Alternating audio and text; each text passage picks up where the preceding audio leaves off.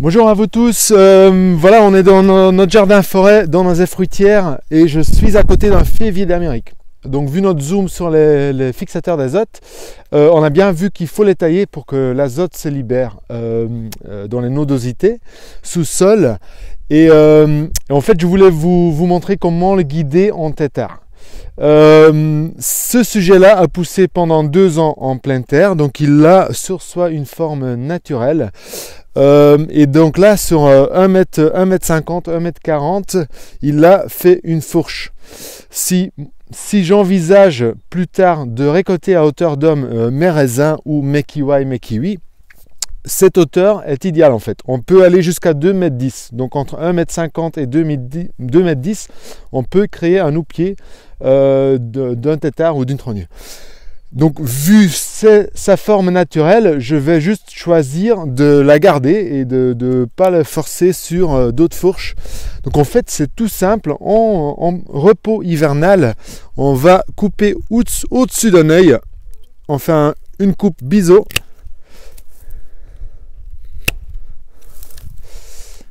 Et on va...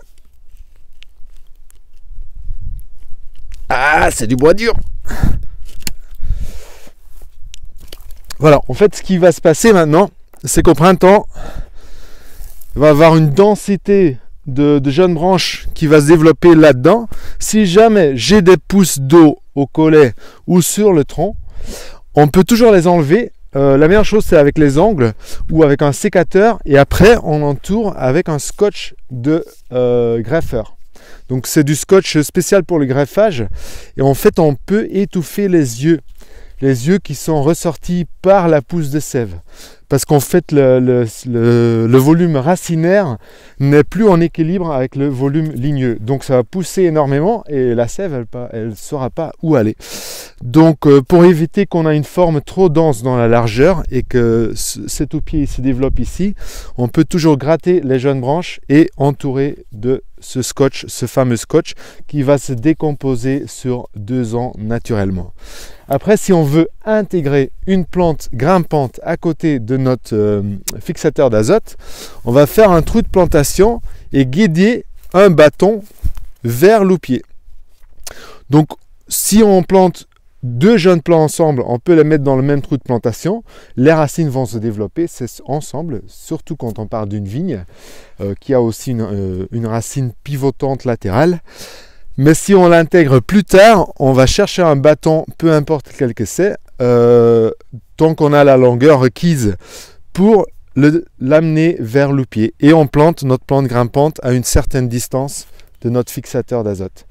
On va faire un petit voyage au nord pour vous montrer ce que ça donne après une centaine d'années de coupe tétard. On est dans le plat pays, dans le nord, où ça fait partie du patrimoine arboré de tailler en trogne ou en tétard. C'est une méthode qu'on a utilisée dans toute l'Europe depuis des centaines d'années.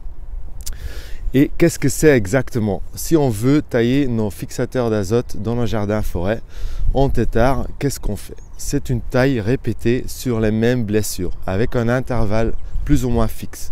Ce sont des intervalles de 2, 3, 5 ans, dépendant de l'espèce.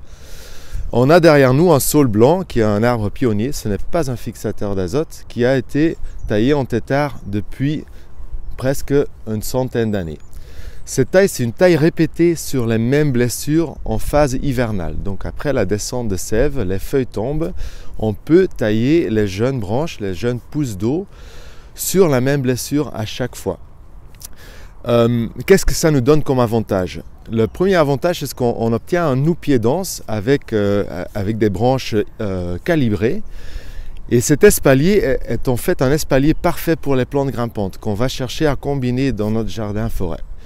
Donc on peut imaginer à côté d'un fixateur d'azote taillé en tétard parfaitement une vigne qui grimpe dedans. Et on va pouvoir récolter à hauteur d'homme. Qu'est-ce qu'on a aussi? On a l'avantage de la libération d'azote. Donc dès qu'on va tailler un arbre, en fait il va libérer l'azote qu'il a stocké dans ses nodosités sous-sol. On va pouvoir récolter beaucoup de biomasse. Donc on va pouvoir broyer ces branches, on va pouvoir tresser avec, faire du lint art. On a du bois d'œuvre ou on a du bois de chauffage. Donc autant récolter du bois de chauffage sur par exemple des frênes ou sur nos figuiers d'Amérique ou sur nos faux acacias plutôt que de faire tomber des chênes centenaires. Troisième avantage, c'est le grossissement du tronc. Ligneuse, elle est réduite fortement. Et donc en jardin-forêt, ce grossissement de tronc a un plus-value esthétique. Pour moi, j'adore cette forme, mais aussi on a accès à la luminosité.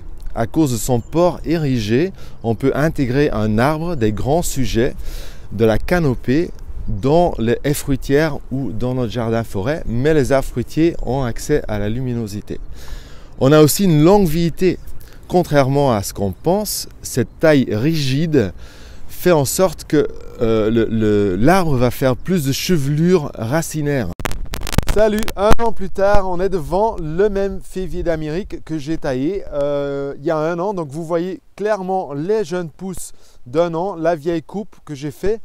Et déjà avec une sécheresse aussi, donc c'est un sujet de 4 ans qui fait en un an, après sa première coupe en tétard, cet houppier là, qui est assez impressionnant. Sa tige est assez impeccable, donc voilà, bien sur tige, 1,50 m d'auteur. Le pied est déjà assez dense, donc il faut s'imaginer ce que ça va donner d'ici 5 ans. Ça va être un noupier encore plus dense, la vigne va pouvoir s'installer facilement dedans, ça va nous rendre la récolte hyper accessible à hauteur d'homme, plus la taille tétard qu'on va effectuer à un intervalle régulier, 1 an, 3 ans, 5 ans au choix, va être assez facile. Donc on n'aura aucune obligation de prendre une échelle ou de faire une taille, un élagage difficile. Voilà, j'espère que ça vous a aidé. À la prochaine, ciao!